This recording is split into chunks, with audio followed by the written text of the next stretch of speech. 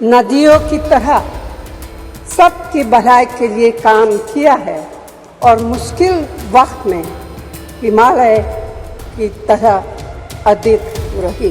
अपने आंसुओं, खून पसीने सींचकर हमें अपने बारे में सोचने लायक, बुद्धिमान और शक्तिशाली भी बनाया है। आज़ादी की लड़ाई और नए भारत के निर्माण के हर मोर्चे पर स्त्री पुरुष के साथ कंधे से कंधा मिलाकर लड़ी है। 13 वर्षों से भारतीय स्त्रियां अपनी राजनीतिक जिम्मेदारी का इंतजार कर रही हैं। कास्ट सेंसस कराकर schedule caste, schedule tribe, OBCs की महिलाओं के आरक्षण की व्यवस्था की गई। भारतीय राष्ट्रीय कांग्रेस की तरफ मैं नारी शक्ति बंधन अधिनियम 2023 के समर्थन में खड़ी हुई।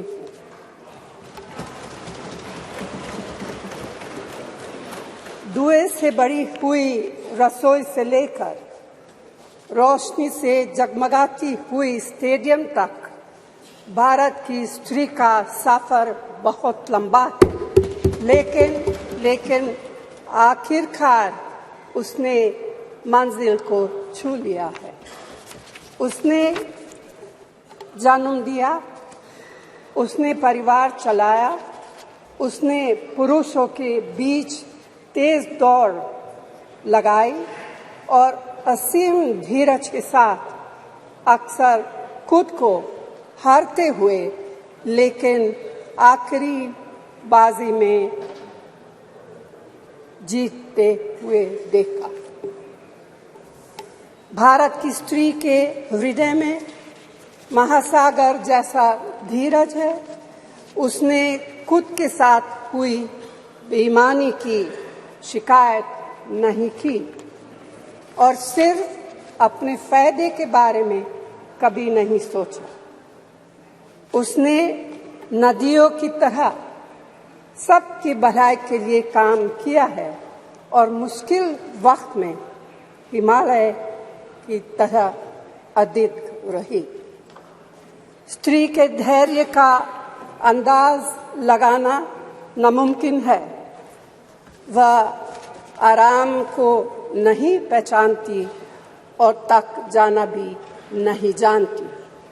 हमारे महान देश की माँ है स्त्री, लेकिन स्त्री ने हमें सिर्फ जन्म ही नहीं दिया है, अपने आंसुओं, खून पसीने सींचकर हमें अपने बारे में सोचने लायक, बुद्धिमान और शक्तिशाली भी बनाया है। अध्यक्ष महोदय, स्त्री का मेहनत, स्त्री का गरिमा और स्त्री के त्याग की पहचान करके ही हम लोग मनुष्यता की परीक्षा में पास हो सकते हैं।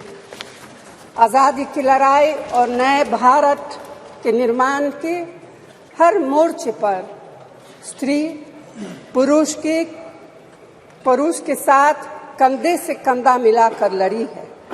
वह उम्मीदों, आकांक्षाओं, तकलीफों और घर गृहस्थी के बोझ के नीचे नहीं दबी। सरोजिनी नायडू, सुचेता कृपलानी, अरुणा असफ अली, विजयलक्ष्मी पंडित, राजकुमारी अमृत कौर और उनके साथ तमाम लाखों महिलाएं से लेकर आज की तारीख तक स्त्री ने कठिन समय में हर बार महात्मा गांधी, पंडित जवाहरलाल नेहरू, सरदार पटेल, बाबा साहब अम्बेडकर और मौलाना आजाद के सपनों को जमीन पर उतार कर दिखाया है। इंदिरा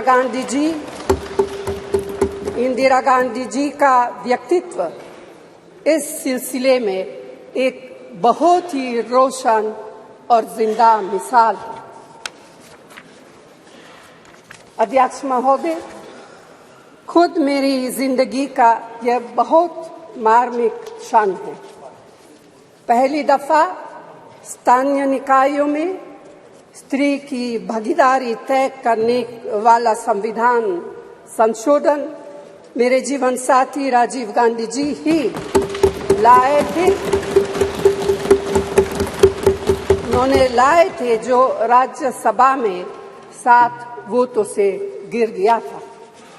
बाद में प्रधानमंत्री पीवी नरसिम्हा राव जी के नेतृत्व में कांग्रेस सरकार ने ही उसे पारित कराया। आज उसी का नतीजा है कि देश भर के स्थानीय निकायों के जरिए हमारे पास 15 लाख चुनी हुई महिला नेता है। राजीव गांधी जी का सपना अभी तक आधा ही पूरा हुआ है।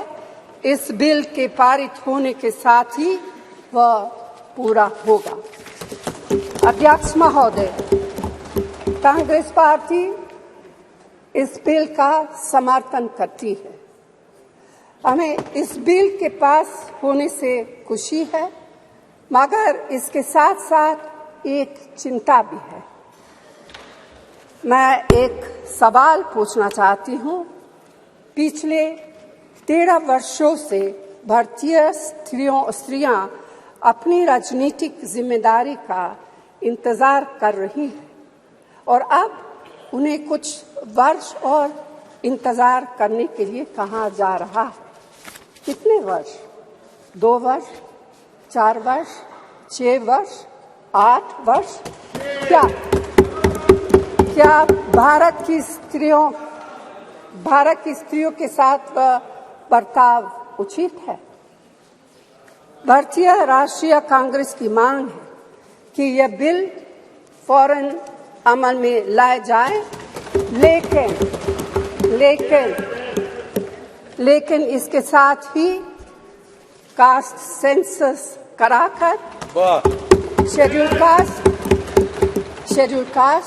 शेड्यूल ट्राइब, ओबीसीज की महिलाओं के आरक्षण की व्यवस्था की जाए। सरकार को इसे साकार करने के लिए भी जो कदम उठाने की जरूरत है वह उठाने ही चाहिए।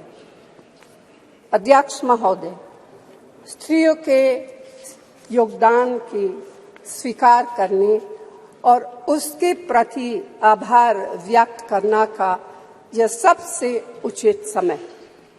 इस बिल को लागू करने में और देरी करना भारत की स्त्रियों के साथ घोर नाइंसाफी है।